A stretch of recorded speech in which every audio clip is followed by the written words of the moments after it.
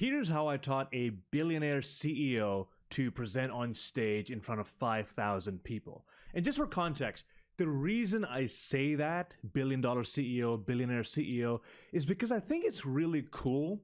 And it's also a very unique insight that most people can't find on the internet. Like, imagine if someone was helping Steve Jobs put his presentation together and they could show you everything they did, the good, the bad, and the ugly, and then gave you that insight, obviously with confidentiality.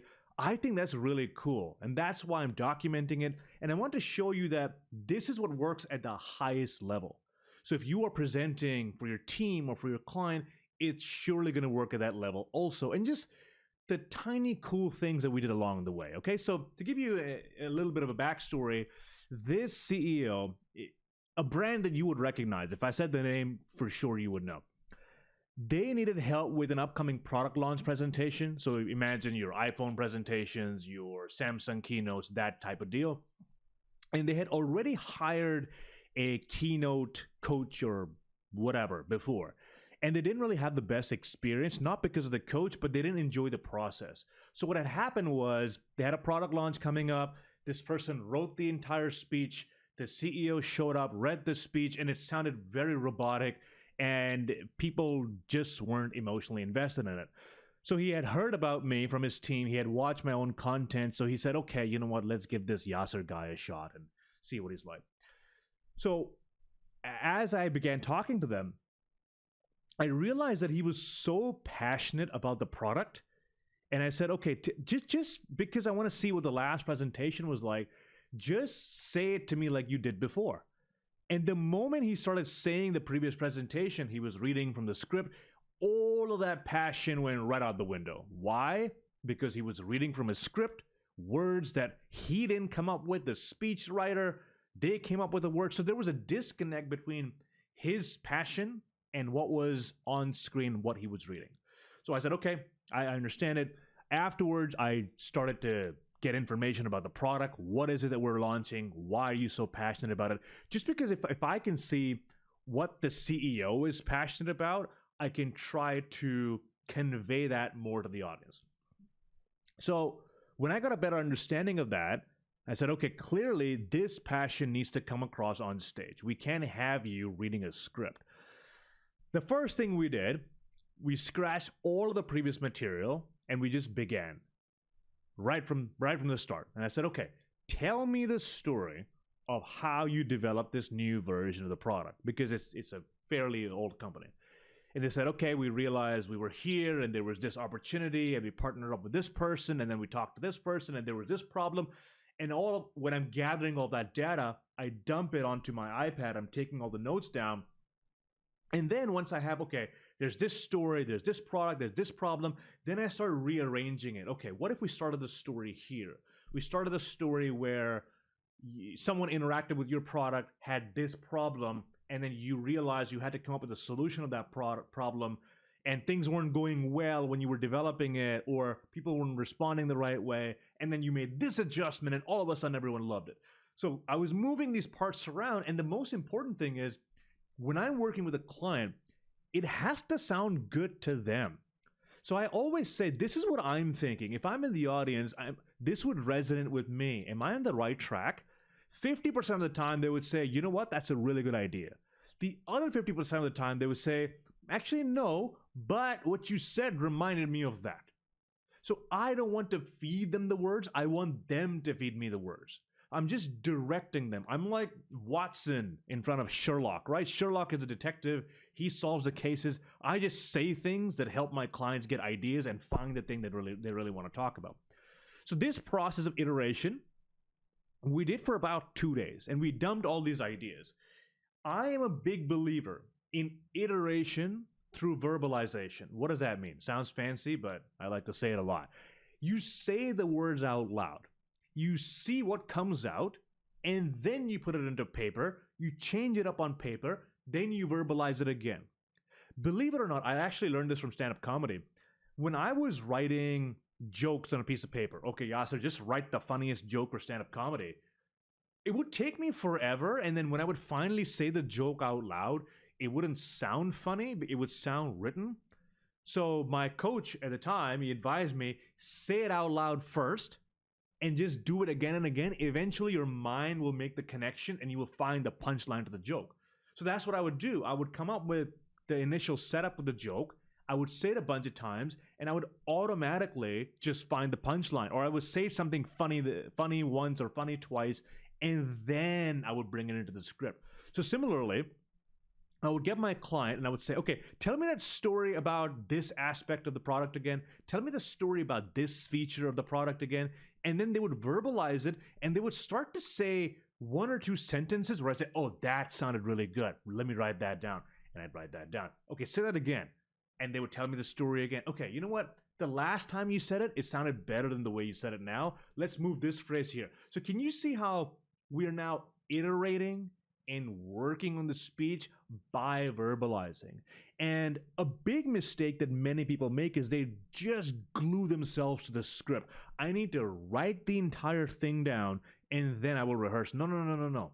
Say it out loud as frequently as soon as you possibly can, because half the words will sound written otherwise. You'll sound too rehearsed. You won't sound natural. So as we're rehearsing, by the way, this process also gives my clients the most amount of anxiety because they're not prepared in the moment. They don't have any structure. They don't quite know where they're going. They don't have a script in front of them. So I had to tell them, listen, this will be very messy. Once we get to the messy part, then we can decide your message. In fact, this was a quote from my coach, Craig Valentine. You have to, from mess to message, you have to start with a message and then get to the message. You have to start with the mess, get to the message. So we work out all of this material, and then we come up with a very rough timeline of here's how we start, here's how we end. And then I have him go and say it out loud, start to finish. Once you have that entire timeline, I put the timeline right in front of them on a whiteboard. This is one, literally will be a horizontal timeline. This is the first part, the intro, point 1, point 2, point 3, the close. Or for example, the story of why we started, the first problem, the feature we launched to fix it, the second problem, the second feature, and the final product announcement. So I'll have the entire timeline in front of them, but it won't be written out. It'll just be talk about this, talk about that, talk about this, close. Then I will have my client face the whiteboard. And if we're doing this virtually, I'll just have like a slide that I'll screen share and they can see it. Then I'll say, tell me the entire thing as if you're telling me a story. So for example, if I'm telling a story about how I started my business, I can just say, okay, when did I start it? What made me start it? What services do I offer? What kind of client results did I get? Where am I now? And I can just go through that entire timeline and I don't have to worry about the words and the script and if I'm saying the right thing at the right time. Then as they're saying the entire thing out loud, I start to see patterns where, oh, you know what? This segment would sound better here. Or when you said this part, that would be the perfect thing to close. Notice during this entire process, I am not telling them what to say. They say it. And then I just rearrange and ask them, hey, that sounded really good. What do you think? During this entire process, we're also recording the entire thing. And I can tell them this sounded good or your body language here was amazing, but they need to see it with their own eyes. So I show it back to them and say, hey, this is how you started. Can you see how you're saying the word a little too quickly? I think this sentence is really important. Really slow down and pause.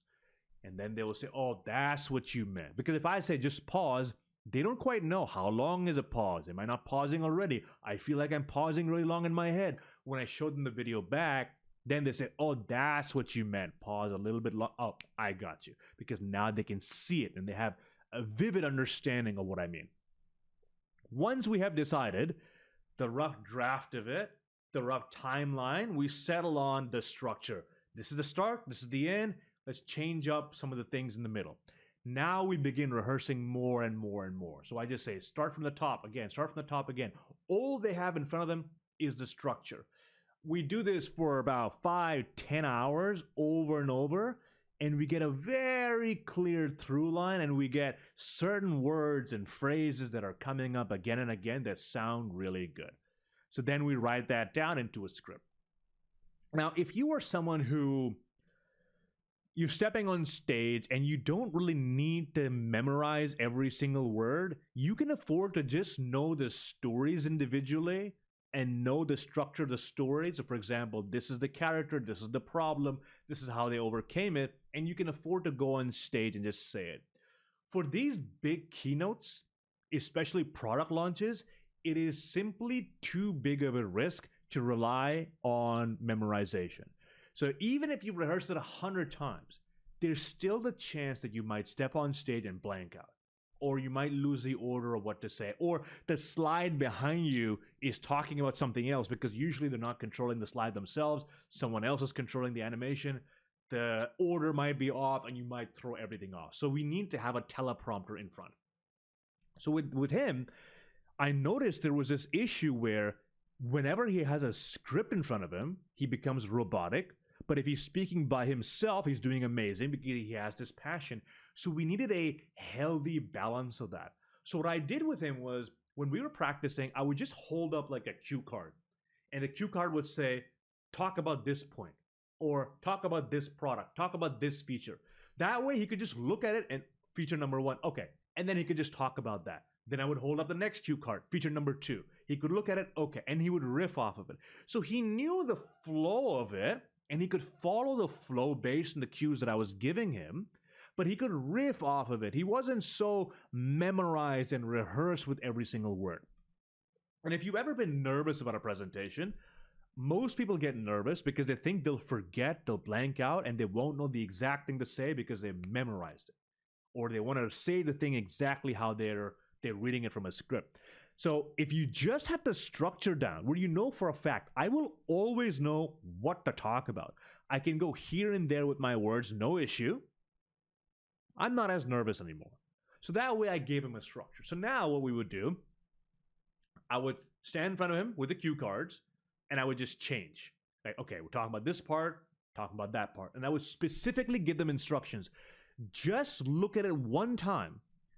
Read the thing on the teleprompter, read the thing on my cue card, and then don't look at it again. Just riff off of it, talk to the audience. When you're done with the point, then come back.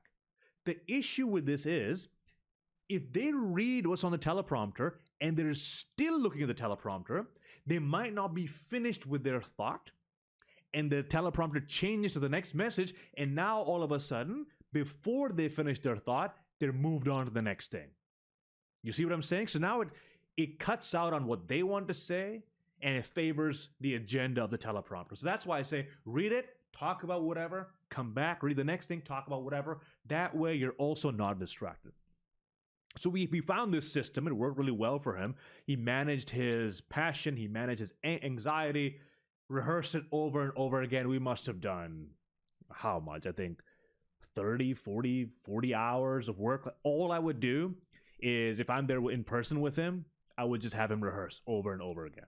When I'm back home, I would have him rehearse on Zoom. It would literally be me maybe saying 2 minutes worth of material in an hour-long call. He would say the entire thing. If he forgets something, hey, you forgot that part. Oh, okay. And I would get him to do it again. I would listen to him. I would tell him what to pay attention to over and over and over again. Eventually, it came to a point where he was enjoying the process. It wasn't as annoying as before, because brainstorming tends to be annoying for people. They don't know what to talk about. Does it sound good? Does it not sound good? Now, once we had the material ready, we had to get him ready for the slides. So we had to have the slides. Okay, what does the venue look like? Well, the venue had one monitor here and one monitor here and one below him. Okay, let's assimilate that. So we took an iPad. We put an iPad right under him. We had to have something behind him. We didn't have two screens behind us, so we had a monitor. We put a monitor behind him, and we started to change the slides. Got a marketing guy from his team. He would be changing the slides. So that way, he knows there's going to be a teleprompter in front of me. There's going to be some slides below me. There's going to be some slides behind me. We're trying to assimilate the situation as much as we possibly can. And then we begin training him. And this is the last week leading up to the event. Then the venue itself. Now, he's not the only speaker at the event. There are other people talking about different parts of the event, but he is the CEO. So for him, it's very, very important to get it right. We show up to the event, and unfortunately, we don't have the luxury of rehearsing. We showed up, and for some reason, the only time we had access to the event was the day of the event. So we couldn't rehearse at the site.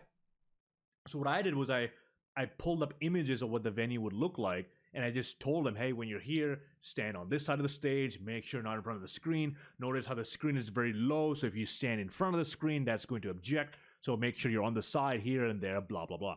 And now we're doing venue-specific training. Because you can be the best speaker in the world, but if you're standing in front of the slide, right? People don't think about this stuff, but you have to know. And then the way the room was laid out, there was one portion of the audience on one half and one on the other half, but one side was bigger than the other half. So you had to arrange for that too. All these tiny nuances that you learn on the job. So we rehearse and rehearse and rehearse. The most important thing, and most people don't do this, is the rehearsal on the day.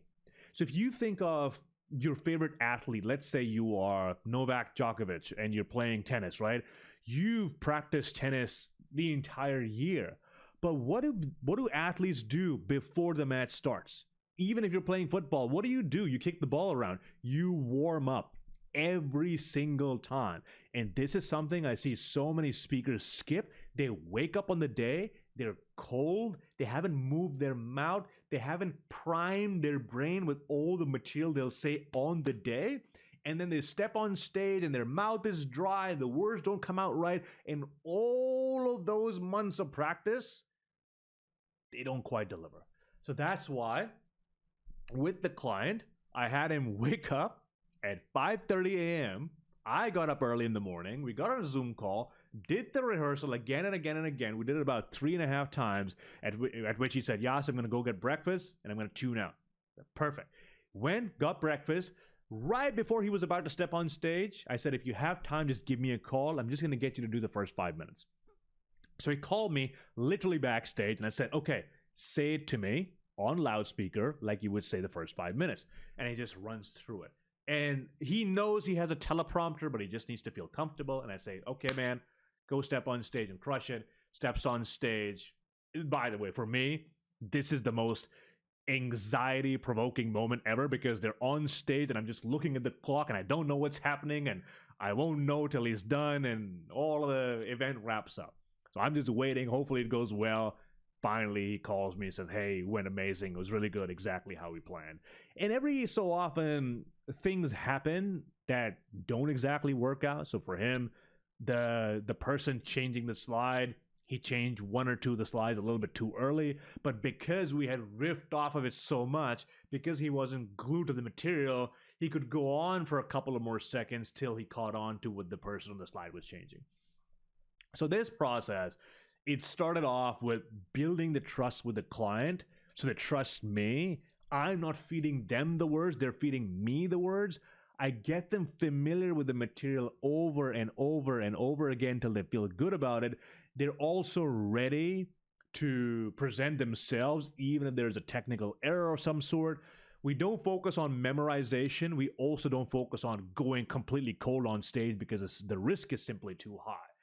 But this is the type of effort it takes for these top tier level presentations. And most people, if you think about it, when they have a presentation, they just put the slides together the night before and they show up. So hopefully I've given you enough of an insight of what it actually takes to put one of these keynotes together. And by the way, if you are interested in developing a world-class keynote speech, I've got a free training in the description that will help you out with that. Hopefully this helped. If it did, let me know in the comments, and I'll see you in the next one. Bye-bye.